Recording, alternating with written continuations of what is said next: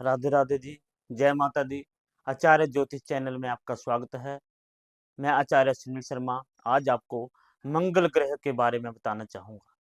जिसकी कुंडली में मंगल जो है कमज़ोर होता है, या जिसकी कुंडली मांगलिक हो, या जिसकी कुंडली में मंगल जो है वो शत्रु राशि में बैठा हो या नीच हो, तो उसको सबसे पहले तो हनुमान जी की उपासना करनी चाहिए।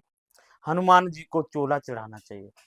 और अगर मंगल की वजह से जीवन में रुकावटें आ रही हों, परेशानियाँ आ रही हों, या रिश्ते में देरी हो रही हो, तो आपको मंगलवार वाले दिन हनुमान जी के आगे जाके एक घी का दीपक जला के और लड्डू का भोग हनुमान जी को लगाना चाहिए।